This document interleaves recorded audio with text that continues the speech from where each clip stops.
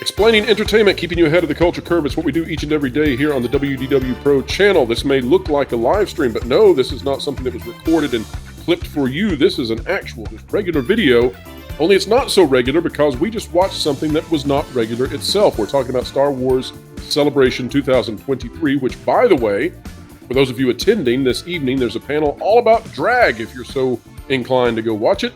That'll be interesting, I'm sure. And perhaps, somehow, some way, that could be the best thing that comes out of this Star Wars Celebration, which would be quite something. That tells you where the bar is currently. Now, many of these individuals today have been streaming just a little bit, all the details about Star Wars Celebration, and we're going to dive into the thoughts on it. It was, well, it's not as bad as the Disney shareholders meeting, but it's not good either, and it may lead to an even better Disney shareholder meeting down the road in the future. I can't wait to see how all of this pans out. Before we dive into the conversation, if you like content like this, consider clicking the like button, share, subscribe, and that notification bell. You can click it and stick it to the algorithms. Memberships are finally open. Make sure to check those out and see if you're interested. Same great content continues, but even more is available to those who are members of the channel. All right, it's time to dive into Star Wars Celebration. Just as we do, though, I want to mention this to everybody on the panel. I think there's a distinct difference in two properties and perhaps in two companies that we've witnessed today. Over the last few weeks, we have watched as the Super Mario Brothers movie box office projections have increased steadily each and every day. Every time we've had an update, it just moved farther and farther up until now. They're actually saying that this movie has a chance to go above $200 million for its first 5 days. That, and we're talking about domestically only. Yep. And that would place it at the very top. It would indeed have the high score of any animated feature film, which would be just incredible. Simultaneously, we've got Star Wars Celebration going on. This is really fascinating. It's something that you just don't see very often. You've got this direct comparison here. I don't sense that Star Wars Celebration has had the same level of enthusiasm. And so today, let's talk about the good and the bad from Star Wars Celebration, starting with Coach, and we'll just rotate around in clockwise fashion. But Coach, tell me, what were your takes on the good and the bad from what we've seen? The good, for me, the biggest moment of Star Wars Celebration was when they had the making of the Andor panel, and they bring out Tony Gilroy to massive applause. And then they bring out Kathleen Kennedy, and you could have heard a mouse fart. And then they bring out Diego Luna, and thunderous applause times 2. It let everybody know exactly how the fandom looks at Kennedy. She is not being celebrated. Did you notice that she started to put her hand up to wave at the crowd, and when there was no response at all, she just quickly dropped it back down, like whoops. She dropped her hand and she looked at the ground. And looking at body posture and reading body language, she showed weakness right there. She's bothered. And I don't hate her at all, but I do think it's a failed regime. And I think that was a moment that I enjoyed. And the other good moment for me was during the Ahsoka trailer. The best part of the day, I'll carry it to my grave. It was one of the funniest things I've ever seen in my life. When the Balin character ignites the lightsaber inside the world between worlds, and Ahsoka's looking at him, and Nick, the doofus over there at the end, he says, "You will not retcon the sequel trilogy." Well, hey, let's keep the positive vibes. It was the funniest thing I've ever seen. Let's keep the positive vibes going. Let's just do good at first, and then we'll come back around and we'll do the bad. Valiant, okay. Best thing from Star Wars Celebration for you? I didn't get to watch a lot of it. I saw some of it in and out as I jumped on Echo Base's show maybe 2 or 3 different points today. But I do like the retrospectives in general where they talk about the shows. I didn't really watch Andor, but everybody has said that did watch it said that it was a pretty good show. And I'm interested to hear what they do with some of these movies going forward. I'm not really excited about the Rey one, but I did like the idea that they would go back, some kind of story to the very beginning of the Jedi, 25,000 years or whatever it was before the time period that we're used to as Star Wars. I said, that's a fascinating idea. Now, of course, how are they going to execute that is to be determined.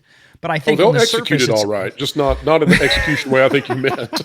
So they're really good at executing Star Wars properties. I was very fascinated by that idea.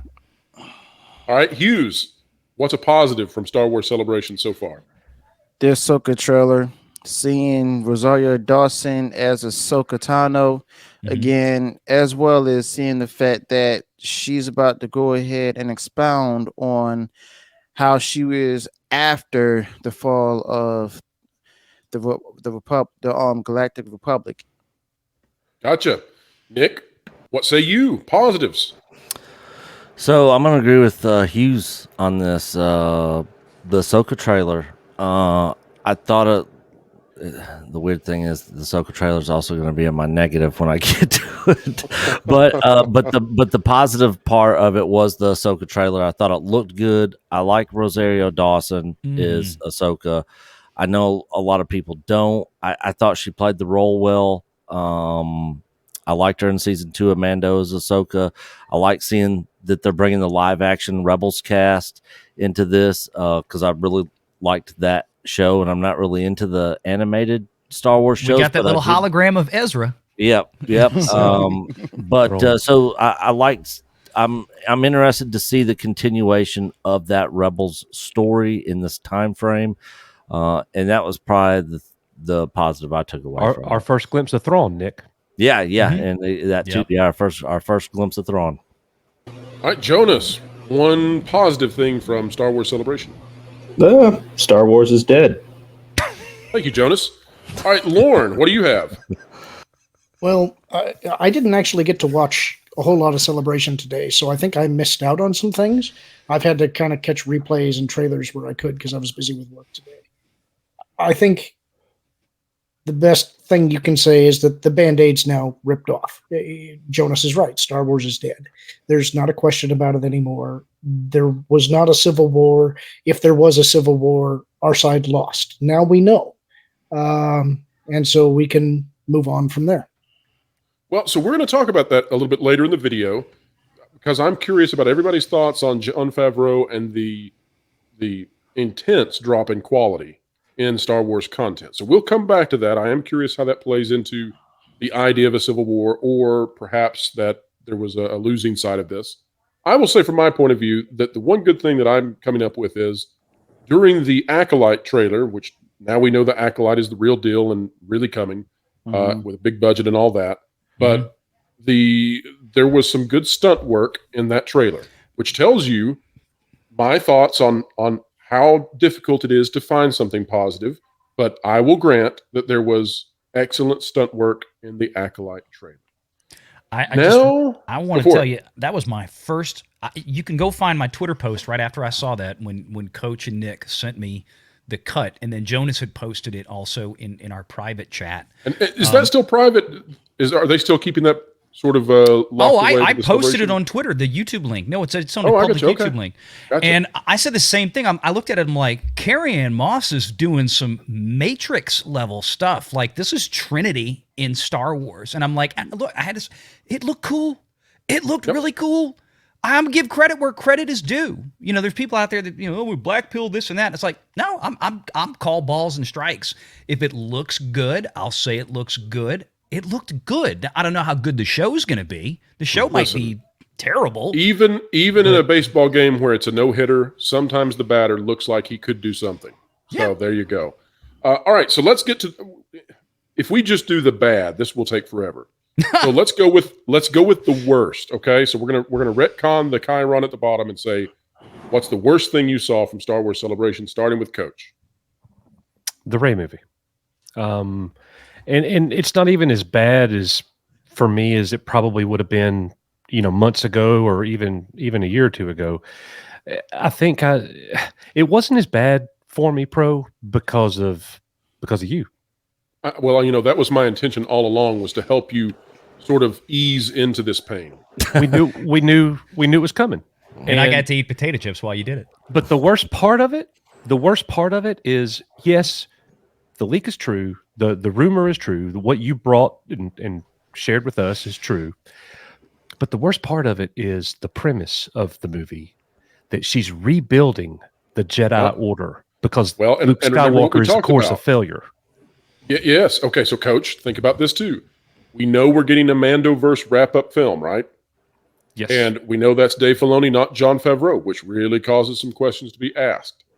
However, I wonder if that Mandoverse movie isn't their way of getting Grogu freed up for the Rey movie. And I don't know what the timeline is, but I mean, we talked about this when I revealed the Rey situation to you before. Grogu, Baby Yoda, is seen as the way for them to put that with Rey and try to make sure that if it, that people will go see it regardless because they want to see Baby Yoda. It's sort of the shield to protect her from criticism, boycotts, all that sort of thing. I don't know that it'll even work based on the Mandalorian stuff. Mm-hmm. Valiant, what do you think? Couple of things. Yeah, the news / rumor, whatever you want to call it, that was discussed in that video. There it is, folks. The only thing that was not confirmed today was, as they just discussed, was Grogu being part of it. And of course, I don't think they would at this point. That's a big reveal that they would want to hold till down. Hey, Valiant, does it not make a lot of sense though? You remember when Favreau was asked about this directly? Yep. So when my rumor came to him and he's like, it's gonna be a long time before we see, and now we've got the Mandoverse movie announced, so we know it's not really that long. Yeah. I think he was taken aback by it. I don't think he was ready for that question. No, and there's two ways they could do it. Grogu would still be around theoretically. He could age up to that point to where we get 15 years or whatever it's supposed to be past the sequel trilogy. Yeah, he'll be the equivalent of like a 6-year-old. Or he gets punched through the world between worlds, which we're about to open up in Ahsoka. There's a multitude of ways they could make this happen. And it's the writing's on the wall. I mean, you could even theoretically, you could have Dark Rey show up in the Ahsoka show. You could have Daisy Ridley in Ahsoka in a couple of months for all we know because of the world between worlds. Remember, she stepped out of the mirror in The Rise of Palpatine, the last movie, the Dark Rey, right? Almost like the multiverse is coming to another franchise near you. I want to make it clear. I don't have any inside information, folks watching. This is just theoretical speculation. This is me, just talking and kind of working through what's going on. But one of the things, and I'll agree with Coach, why they're doing this Rey movie. We had this conversation earlier on Echo Base. Robert Meyer Burnett was there, and I said, he was talking about how this looks terrible and it's not going to be good. And I said, I agree with everything you just said. The problem is Disney is making a McDonald's at this point. This is fast food Star Wars because they have billions of dollars invested in real property. They have 2 theme parks that they slated with Batuu and all this stuff that doesn't exist in Star Wars. And they have another $500 million, $250 million, whatever they put into that hotel in Orlando. They have to sell it. This whole Rey Grogu this is a commercial. And even Drunk 3PO chimed in with they're going to have Batuu and that hotel, whatever the name of that ship is, that hotel is supposed to be Galactic Star Cruiser. Well, no. The name of the ship, Halcyon. Halcyon. Thank you. Will be in this Rey movie. Well, you compared it to McDonald's fast food. I got to say, it's sort of like a McDonald's that only serves the fillet of fish, and you're going to eat it by darn it. All Hey, right, I so like Valiant, the worst thing.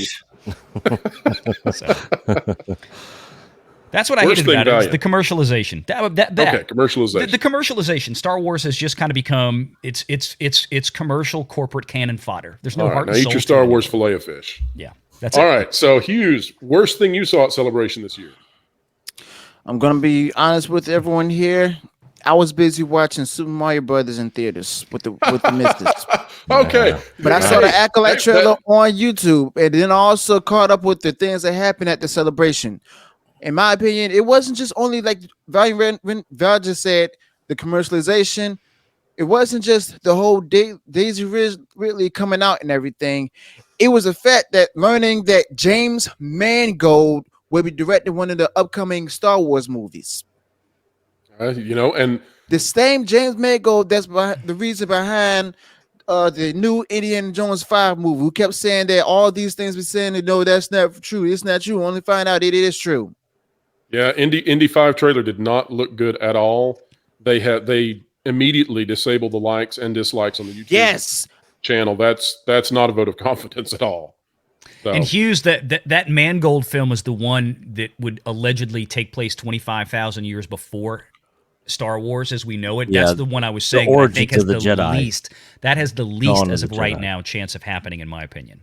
Yeah. I All got right, some Nick. thoughts on that, by the way. Nick, what's your worst? So we went through the whole thing. There's a lot of stuff you could choose from on what's the worst, but for me personally, the worst thing about Celebration to day one is getting up at 7 and doing a 9-hour stream. That was the worst part about Hardest working Star Wars network on the web, baby. that and the I had a host blast. and the hosts freaking what is it, the bull tamer guys, the jacket that the host Talk about had. Matadors? Yeah. Okay.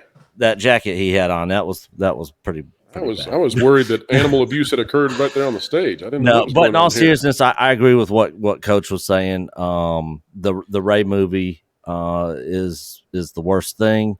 I was really hoping that your source when Yeah, you we wanted did me to that be video wrong. I know. was I know. wrong, and I was like, oh, please don't do this. Please don't let this be true. Got it. Did you today. raise your fists up in the air and scream, "Pro"? Yeah. No. Yep. Jonas? So yeah, this is bad. Yeah, Jonas I mean, worst. I'm not gonna lie. I'm not gonna try to do a snow job here and pull the wool over anybody's eyes. My mother was a mime, and she always taught me to keep silent in times like this. But I think the worst part for me is that Star Wars is dead. Well said. Well said. And your work in the School of Mimology, I think, will pay dividends one day. Mm. Lorn, worst thing.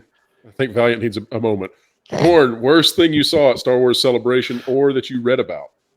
Well, I think the Rey thing is obviously that's the worst possible thing that could happen. But everybody's kind of said that. So the thing Well, that I explain would, that real quick, Lorn. Explain why that's the worst thing. well, it's, Does it really need explanation? Yeah, take 2 minutes. Just, I mean, you got to realize we may have thousands of people watching the video. They may be like, "Why? I love Rey." So explain for us why it is the worst. well, I mean, there's an article that I put up. It hasn't been published yet, but my thoughts on the Rey movie that I put, it was very simple. I said, this is Disney going full bore, endorsing stolen valor. And the tagline for it is that now you understand that evil will always win because good is dumb. That's basically what this is. So, So it takes the story of Anakin, it takes the story of Luke, and it desecrates those things. Anakin's not the chosen one. Luke did not redeem anything. He just became a sad old hermit. And actually, it's Emperor Palpatine and his progeny that saved the galaxy. Is that about right? That's basically the thought, yeah. But what I was actually going to call out, at least for me, I was surprised that nobody else has mentioned this, and maybe I'm just seeing it wrong, but the Ahsoka trailer, to me, looked cheap. I was a little surprised by some of the visual effects there, and I'm hoping they're temp, because this looked to me like 90s era FMV game footage. And that was a little shocking for me. I expected them to have something a little better on that reel. So, Well, as we've said, it looks like, at least on the Mandoverse side of things, that people have just given up. I don't know if that's the case or not, but the quality has dropped precipitously. All right, for my vote on worst thing, Lauren, what did you have there? Oh, I was just going to say it's possible that that's not it's not completed effects, but they've only got 4 months, and so I would hope, if that's the case, that they're working hard to Yeah, they'll hire Victoria Alonso to get everything straightened out. Don't worry. My vote for worst thing is going to be, and this is going to be nitpicky, but when I came on to Echo Base Network for their stream, as I did, they were handling props from a series that no one cares about, and these props did not appear to be in any way fragile. They're just chunks of plastic, and they were holding them with latex gloves as if Mario they were gloves. 3,000-year-old archaeology items. So Indiana Jones, the spirit of Indiana Jones was there if the artifacts were not. So that They still to had me COVID was, protocols in the prop room or something. I don't know. Oh Lord. All right, gentlemen, let's move to our next topic. What Star Wars content will actually come to fruition? So let's go with Coach. Tell us the most likely and the least likely, in your opinion, to actually make it to the big or small screens? Well, we know all the shows are happening. All the shows that they have mentioned are definitely coming. People who thinking the Acolyte's not going to, the Acolyte's coming. What are you talking? Why are you still talking about that? So, the Ahsoka movie, I'm sorry, the Rey movie is the one that's happening. That's happening. Yeah. You mean that Daisy Ridley is not involved in a giant conspiracy? Correct. She's Just happening. checking. The same Daisy Ridley that went to eat lunch at Lucasfilm 6 months ago that said, "I'm just there to eat lunch." And she walked out on stage today. They made a big. She was presented in front of an Yes. international audience. Yes. And I had people who were there send me a message and said, my heart just dropped when she walked out. Yeah. It also means that they're at least 6 months into pre-production already. So they have more time than you think because they're already deep into it. But I'm with Valiant on the whole cancellations of the other projects. If James Mangold's Indiana Jones movie fails, he's not getting his Star Wars movie. That's done. That won't happen. And if the Mandalorian, people there got to see the entire episode of the Mandalorian. It's not good. We already know everything that happens in the next episode. Season 3 has been a turd burger. So if it continues to decline, why are they going to let Dave Filoni make a movie with that kind of budget when interest continues to drop?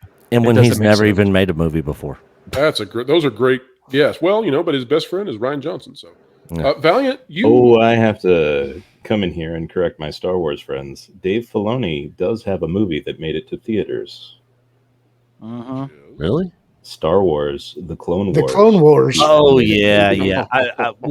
Let me rephrase. He has not made a feature film live action movie. There we go. Now, Valiant, you are a man of cameras. You know quite a bit about the different steps of making a movie in that regard.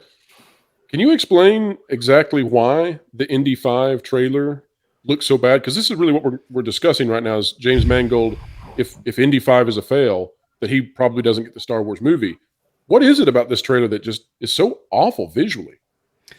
I need to go back and scrutinize it a little bit more. I started watching it earlier, and I kind of lost interest in it. Part of it could be that they have some unfinished shots. Part of me still suspects that because of the amount of post-production VFX work that they got themselves into on this one, I think some of the shots, like we're talking about earlier with Ahsoka, may be unfinished, and they're just trying to put something out now that maybe they're a little bit more cleanup work between now and then is going to be done, or so we hope. But the ticker tape parade scene that we're going to watch where he rides the horse. Yes, that to me that looks worse than Shia LaBeouf riding the vines through that with mapping. Yeah, that mapping looks awful. Bad. That facial mapping looks bad. Yep. Especially for what they're spending on this. And again, we're talking about $300+ million on this movie before we spend a dime to market it. This is a movie, folks, that will need right at around $1 billion just to think about breaking even. And as at least 900 million. Yeah, and as I continue to remind folks, there is no life for Disney films anymore after the theater. They pull them all into Disney Plus. They don't even get exclusive PVOD windows anymore. Premium video on demand, rentals, sales, things like this. Doesn't happen. Avatar right now. Avatar's got a PVOD window. But Avatar's not a Disney film. It's Disney distributed, but it's a James Cameron Lightstorm movie. Cameron's the one that gets to control how those are released. That's got a PVOD window, but if that was a Disney property, it would have been on Disney Plus right now today, or whatever it was in the last couple of days that it dropped for PVOD sale and rental. There would have been no window. Indy's going to have a big problem with this too, unless Disney course corrects on how they do their distribution models and go back to traditional windowing, but we'll see. I don't see that happening that quickly. Yeah. Hughes, what's got the least likely chance of making it?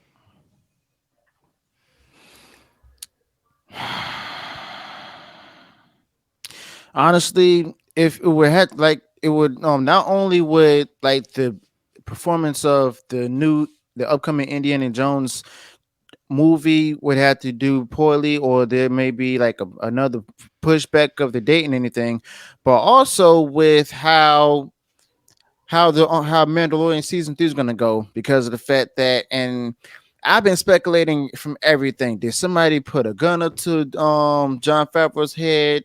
Was it was somebody holding Dave Filoni hostage?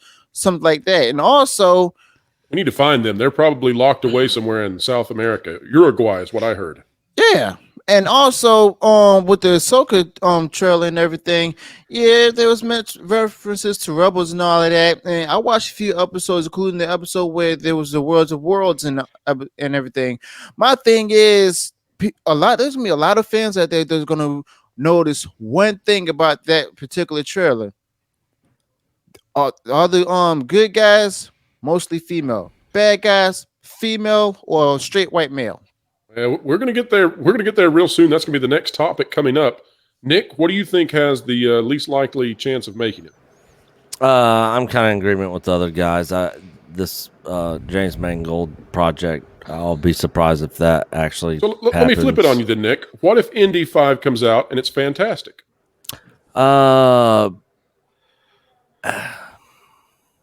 You think we really get a Mandoverse movie out of Dave Filoni? Or here's another question for you, Nick, since you don't have enough questions yet. What if The Mandalorian Season 3 is the flop that we suspect it will be? Do we see perhaps Season 4 be the last? I could definitely Favreau's already got Season 4 written. I think that they might toss Season 3 up is a loss, because after the Gina thing and the cancellation of Rangers of the New Republic, they probably had to change all their plans around, and that's probably why this season feels like such a mess. Mm-hmm. I mean, we waited 2 years for this, and they had a show that ended up not happening. Then they had Book of Boba Fett that they had to do something there, and it was a mess. And so I think Season 4 is definitely going to happen, and they'll give Favreau a pass on Season 3 because they kind of jacked up his plans with the Gina situation. And if Indy 5 is a huge success, I still find it hard to believe that Dawn of the Jedi, the 25,000 years before the events of now, actually ends up happening. All right, now Jonas has given us the deepest thoughts so far in this video. I don't want to criticize the rest of the panelists, but there's no way to deny it, and the audience knows it as well. Jonas, can you share your Star Wars guru level of intelligence and wisdom with us? What's on the chopping block? You know, I don't want to be one of those angry YouTubers out there, and I don't want to repeat myself over and over again. We don't really do that here. You know, I feel like the sword of Damocles is hanging over my head as I say this. You know, in Star Trek, there's a guy named Chekhov, and he had a gun that he would always load in the first act. And I think once that gun is fired, it's that gun. It's it. And you know, and DC has a guy named James Gunn right now, and they just talked about how maybe you mean DC Comics, correct? No, there. Well, I do think there was a superhero named James Gunn. Yes, okay. But now they've got a guy working for them named James Gunn. And he had a catchphrase, and it was Star Wars, estás muerta. Or was it muertes? Sí, muertes. Anyways, I think that says it very clearly. Well, and for those of you who speak Spanish out there, I'll let you convince Jonas that Star Wars is actually a false plural and is a singular, and perhaps is Star Wars está muerto. But there's ambiguity there. Perhaps you are correct. Sí, yo muerto. Yes. Yo aprendo. Back to the academia for you, Jonas, to teach your Spanish some more. Lorn, you've been sitting down there looking a little arrogant, all confident because you're the final guy on the panel. So you've had all this time to think about it. So I'm going to reverse it on you. Okay. What should be on the chopping block? Well, the Rey movie. But I've got some thoughts about timeline, because I think that actually plays into some of the things here. If we know the Rey movie is happening, and I think we do know the Rey movie is happening, but you also think that Grogu's going to be in it, if we're still confident that that's the case, then... Hold on, Lord, let me explain this. Jon Favreau, I am told, speculation here, but I'm told, and we got this right so far, but I'm told that he has creative control over his characters so long as they're active. Right. So I'm if getting they into wrap that. this thing up with the Mandoverse, then therefore they can have Baby Yoda with Rey. But I don't know yet.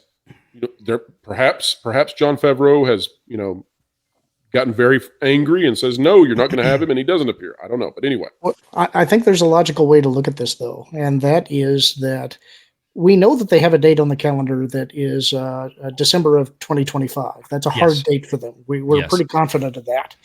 If you're going to do this, it actually makes sense for the Rey movie to be the 2026 movie. And so the Dave Filoni movie then becomes the 2025 movie. That gives you a couple more years of The Mandalorian. It gives you 2 seasons of Ahsoka. It gives you 1 to 2 years of Rangers of the New Republic. Then you have the big culmination, and then you hand off to Rey. So I think that is kind of the way the schedule would go. Do you think Rey may slay the Force ghosts of all the former Jedi who just haven't been desecrated enough yet? Well, I had my own thoughts about how you would tell this story, and I'm pretty sure it's quite different than what they would do. But I think the most interesting one that we're talking about, that everybody seems to agree is the most vulnerable one, is the James Mangold movie, The Dawn of the Jedi. Yeah. But the interesting thing about that to me is that there already was a Dawn of the Jedi. It was a Dark Horse comic series that was 30,000 years before. And I believe that's what the Taika Waititi movie was, because there was some artwork that was kind of psychedelic, but it showed something from those comics that was called a Thoyor that transported the people that were Force sensitives that eventually became the Jedi to the planet Tython. And Taika hasn't been talking about that movie a whole lot. So I think that project may have been transferred to James Mangold, and I think that's probably. I bet you're right. You know what, Lorn? That I didn't know any of that backstory, that lore stuff that you just brought up, and it's amazing. Because, look, and that's what I said earlier. People asking about these projects and how they've been announced, and most of them. Remember, let's bear this in mind. Most of these projects have never had really official announcements. We've had a lot of leaks, or the directors or the screenwriters themselves maybe say some stuff, but in terms of a formal Lucasfilm announcement, there have been relatively few by comparison. This was one of those things, especially with this Rey movie, right? It doesn't matter. And Nick and Coach, you and I had this conversation earlier. Doesn't matter if it's Damon Lindelof or your mom. The movie is the project. It doesn't matter who the screenwriter is.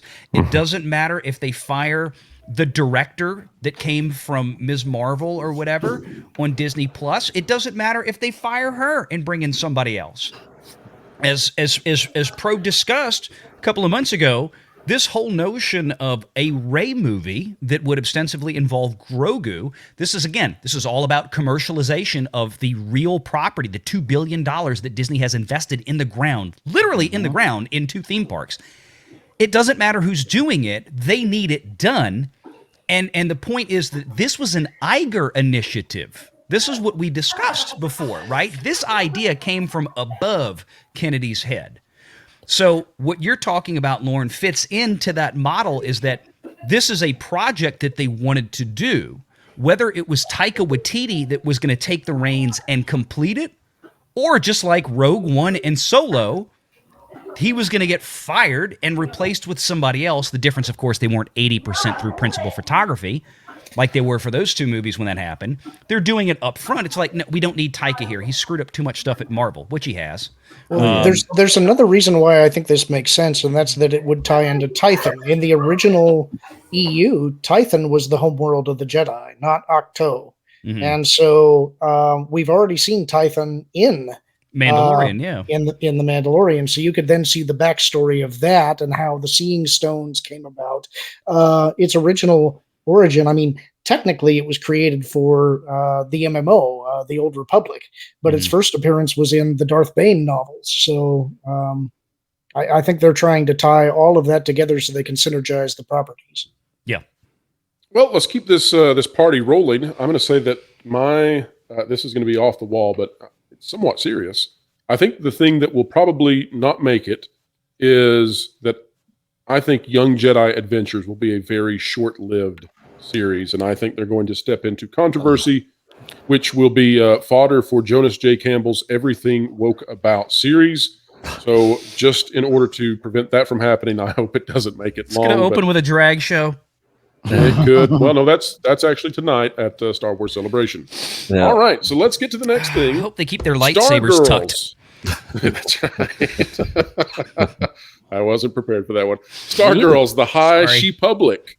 Will the Lucasfilm version of the MCU work this time? And so let's set this up.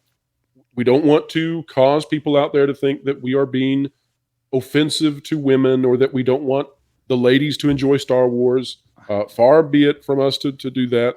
But what I am simply saying is that when you take a property and you try to switch the demographics that enjoy it, that tends to not go well. So you might say, so that everybody understands the equality here, what if we were to take Barbie? Everybody's seen the Barbie movie trailer, I'm sure. Mhm. What if we were to take Barbie and decide, no, we're going to make this be about men now, and we're going to put a male lead on Barbie? Well, that would not go well, right? That wouldn't go well with the Hunger Games. It wouldn't go well with Rainbow Bride. It wouldn't go well with a number of things.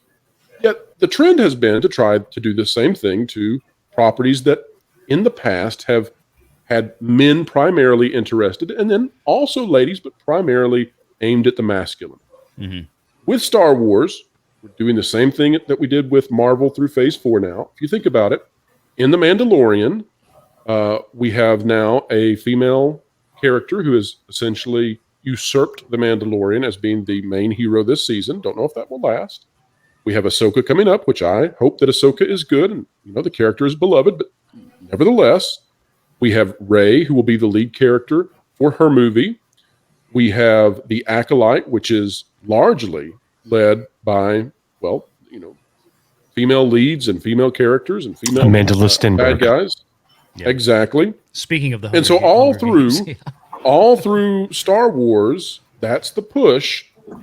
Will this Stargirls High She-Public work? Coach, take it away. Absolutely not. Absolutely not. This is gonna absolutely backfire. It stuck out today like a sore thumb. Even as I watched the Ahsoka trailer that I loved and enjoyed, I still notice in every cutscene almost it's women, women, women, women. Mm-hmm. Even in like the most obscure place, it's woman standing there. Hera, Sabine, Ahsoka. It showed Balin, the new bad, but he's got an apprentice. Guess what she is? She's a woman. So I don't understand it. I don't even know what to say. The Force is female, Coach. Yeah, it is. That shirt was for real, and it's more female in this coming year than it's ever been. Mm-hmm. Valiant, do you think it would be enough in the Rey movie to just have Grogu be the only male character there? Is that sufficient? Does he count? Maybe we could throw R2 in and pretend that he's somehow a male character. Is that, you think? I don't look, and I guess we all have different definitions of success, right? And I think in this past week alone, video that I did a couple days ago, right? Ike Perlmutter comes out. What does he say definitively to the Wall Street Journal? Apart from, oh no, I was fired. He definitively said the problem with Disney is all these creatives in Hollywood that Bob Iger came back to Disney to empower, they want to talk about box office, box office, box office. Perlmutter was like, screw that. I don't care what the box office is. What was my return on investment? What did we spend on this? Did I make money? How much money did I make? I should have made more money than this, right? This is the problem. So let's define what a success will be in this theoretical example, right? So we're going to have, we know nothing on Disney Plus makes money because Disney Plus does not make money. It's $12 billion in the hole, as I keep reminding people. And that's a hole that it's going to take many, many, many, many years to climb out of from this point. And we're going to go to a theater with a Rey and Grogu movie. Okay, let's be realistic. By the time this thing actually gets on the ground, goes into principal photography, they're going to create a new Batu for this movie. They're going to create a Halcyon. Again, if we believe all the theories and the rumors and stuff that we've heard, which I think are all totally plausible, I think they're absolutely. Again, this movie is about selling what Star Wars has invested in already. 250. Do we get Broom Boy though? Yeah, Broom Boy. Maybe they'll gender swap Broom Boy. Maybe it was Broom Girl all along. Maybe it was. Maybe Broom Boy has already transitioned. I forgot about him. But here's the thing: $250 to $300 million by that point for a film of that nature, right? Probably at least 250. And then another 200 million or so, because that'll be the first Star Wars movie to come out in 8 years or whatever it'll be by that point.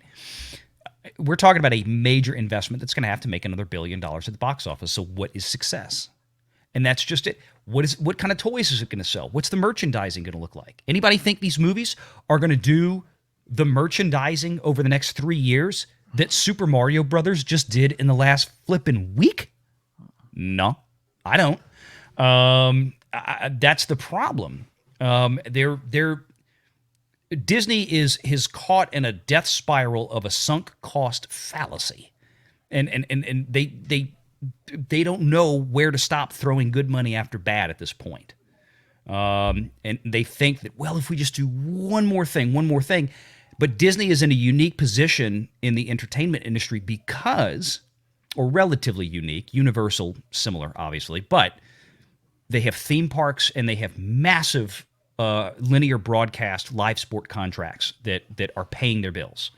They can afford to fumble with Marvel and Star Wars, frankly, for years. And that's what they're doing. That might be the case, but it appears that it's not limited to those two items. It's also their animated films. It's Disney Plus. It's a lot of things that seem to be dropping right now. Hughes, we seem to be going into a multi-year Ghostbusters 2016 strategy for Star Wars. If the franchise drops precipitously and merchandise can't be moved off of shelves unless it goes to the dollar store, do you blame fans? Are fans just awful bigots and phobes that refuse to support female Star Wars? Well, the fans simply just want to be entertained. They don't care if the front person is a man or a woman. They just simply want to be entertained. And you could do diversity naturally. That's what the fans want. And it's like even those who they're trying to aim for, like I've said plenty of times before, they don't want that. You know, you can have a black character and stuff, but if you have a bad storyteller, they don't want it. If they people love Mace Windu, right? Yes. They love him. But the thing is, he wasn't used as a prop to push a particular political agenda. People love Princess Leia.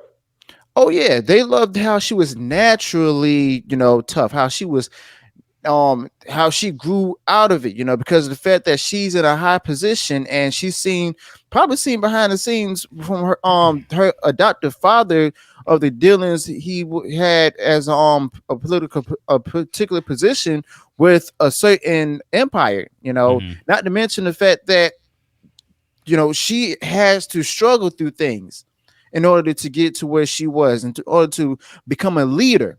Okay. You can even go back to even in the Bible itself with Esther. She grew into a leader where she had to convince the king to go ahead and protect her people. But the fact of the matter is, the people that they're trying to aim for with these movies and other contents, they don't want it if it's not done naturally. You got to have a great story right there rather than having diversity push at the front of the matter. I'm not against diversity, but if it's done correctly, then you'll have the fans out there. Don't worry too much about the messaging and everything. Try to focus more on entertainment. And then that's when you're going to bring the fans back. Not only with the entertainment, but also pushing out those, and I know this may not happen, but pushing out those who you help to approve of putting the content and creative content out there with the more messaging, less entertainment. Well said. Nick, is there any, out of all of these things, I guess Ahsoka has the best chance of being successful out of this girl push? What do you think? Yeah, definitely Ahsoka for sure. And why? What separates Ahsoka from the other properties? Well, she's an established character that fans have already come to love under George Lucas that has been carried over. She's at this point a legacy character from the Clone Wars, and she has her fans. People that were watching the Clone Wars as kids are now grown adults, and people just like the character. Not maybe when she first showed up, but as that character developed over a long running series, that's when people started to like her. They developed that character. When Disney's just pushing all these female and diversity hires just in your face, like virtue signaling, like look at us, we hired this Asian person or this black person or this woman over here or this gay person over here, and then there's no character development and no story behind them. People reject that. How many boring Mary Sues do we need? Seriously. Yeah, 100%. And then the disconnect with the corporate execs at these companies, The quota keepers. yeah, we talked about on our stream today, and Robert Meyer Burnett made some good points that I think Valiant's brought up before. Is you have these Harvard graduates that know nothing about these IPs that are literally looking at analytics and numbers. So most of the population's female. That's a big audience we could go after. And try to create their new audience. And when stuff fails, they're like, well, I don't really know why this isn't working. This is the demographic. These are the analytics. And I brought up a good example. If you go watch the movie Big with Tom Hanks, those executives there were coming up with all these ideas, and then he comes in there and is like, as a kid, he's a kid, Right. As a building, he got it, and everybody's like, "Huh? What? No!" And they start pulling out the papers. No analytics, these polls and this and that, And he's like, "I don't get it." There's because the corporate people running this stuff are completely disconnected. They don't reach out to fans. They don't reach out to the people that matter, their target audience. And the target audience for Star Wars has always been mostly males. Yeah, girls like Star Wars, but the majority of fans from when Star Wars first released up till now has been overwhelmingly the majority of males. Well, and I just find it lazy the way they do all this, right? They don't spend the time to create awesome characters that they would consider to be diverse, however that's defined. They don't spend the time to make them awesome. And that just sucks to me because that didn't used to be the case. Yeah. We used to have awesome characters of all sorts of backgrounds, ethnicities, and types, and they've changed that now. And if you watch the very beginning of the first half of the first Alien movie, Sigourney Weaver's character Ripley is not the character that everybody is tied to. It is not until she goes through that development as a character throughout the movie do people really start pulling for her as a character. Most other people are looking at several of the other characters and stuff in that movie, and then, once her story arc in that movie finished, and then she came back in the second film, they continued that arc, and people love Ripley from Aliens. I mean, she's one of the great female character leads in sci-fi history. Jonas, let's go to Jonas real quick because it's my understanding, Jonas, that you're best friends with Pablo Hidalgo. Do you have any? Sorry, Valiant. Do you have any sort of thoughts that you'd like to pass along, not necessarily from Pablo himself, but if so, maybe? Well, I was talking with him the other day. Together, our favorite movie is Smokey and the Bandit. Because I understand that. I can when see I was that. growing up, I used to love getting on the CB.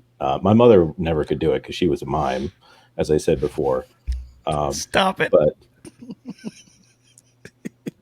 The audience is going to be so confused about this. I'll just tell you. Pablo, I mean, Pablo is always saying that these things are going to come out, and he demands that the status of these films be confirmed, and the status of these characters be confirmed. Now, that being said, I don't think when it comes down to it that people really read the credits like they're supposed to.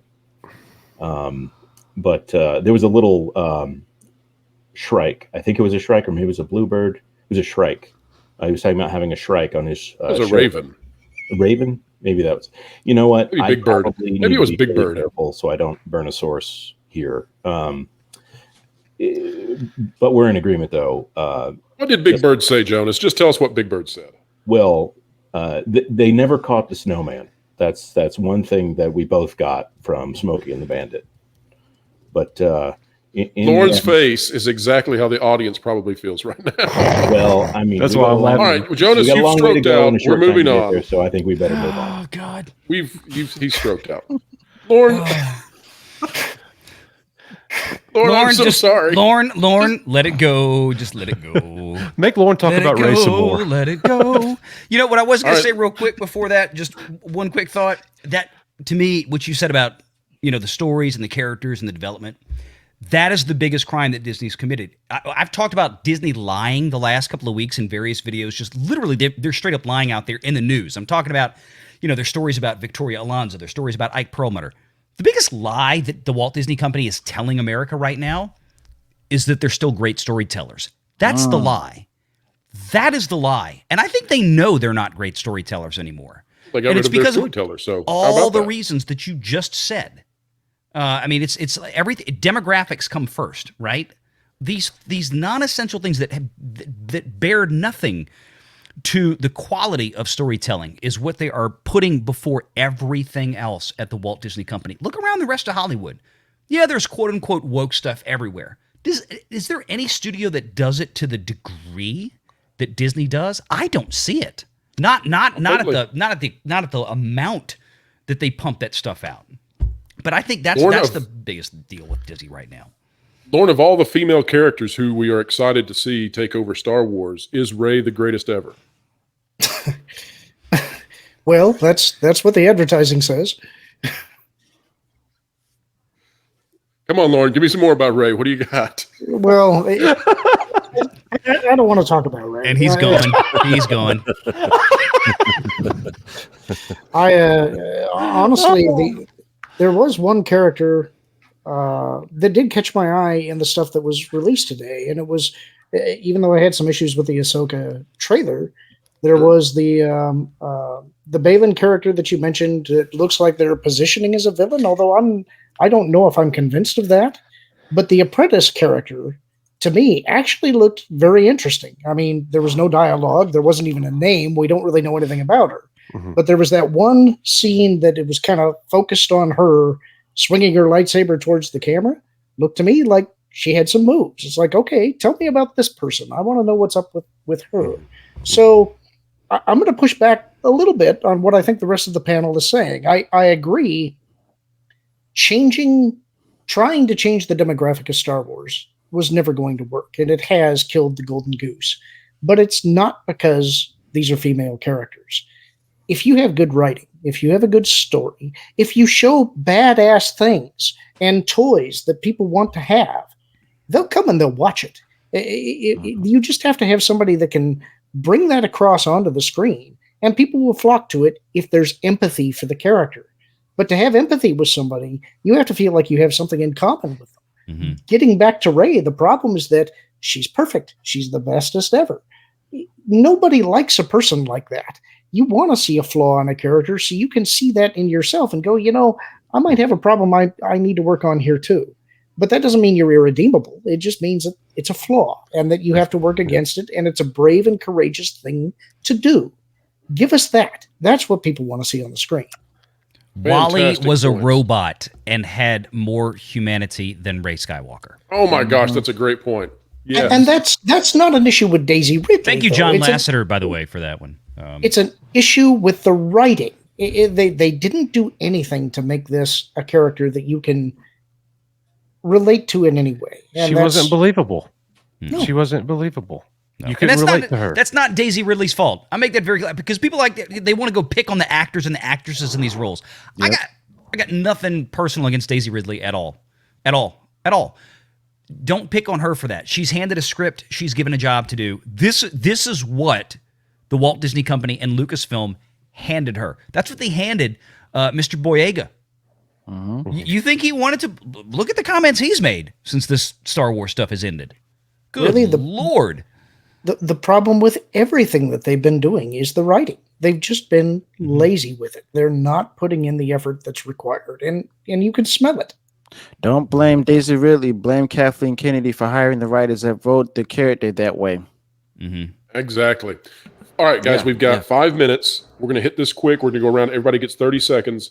The Super Mario Brothers movie is looking to make $200 million domestically in its first weekend. That's insane.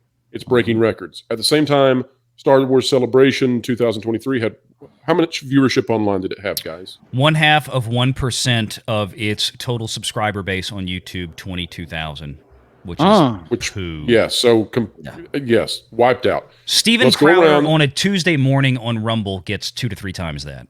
Yeah. So in 30 seconds each, tell me why Super Mario is lightning and Star Wars is a dud. Coach, take it away. Mario is fun. Seen it yesterday. You could go there and sit down and watch the movie. It is innocent. There is no hidden messages. There's no political agenda tied to it. So it's like going to the movies 30 years ago. It's like what the world used to be like. Quite simply, Illumination, Nintendo, Universal actually cares about and respects their audience. Disney does not. Perfect. Hughes? Everything that Valiant just said, with the addition of the fact that Super Mario Brothers can be watched over and over again, whereas the Star Wars Celebration can be avoided as much as possible. Hughes, you win the day, my man. You win the day. Nick, what do you got?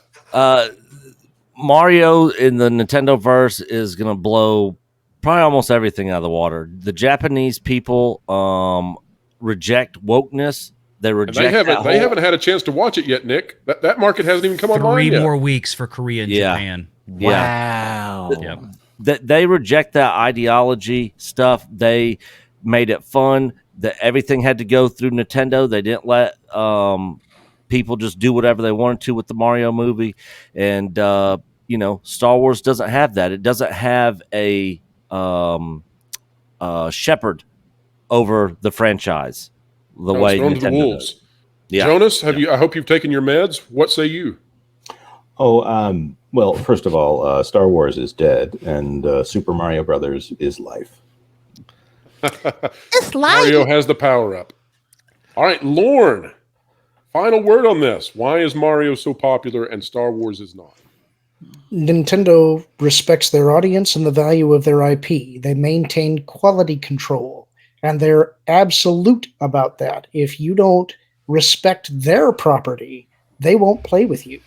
Lucasfilm assumed that because it had the Star Wars name on it, we just swallow it forever, that we just keep giving them money. That's no longer the case. All right.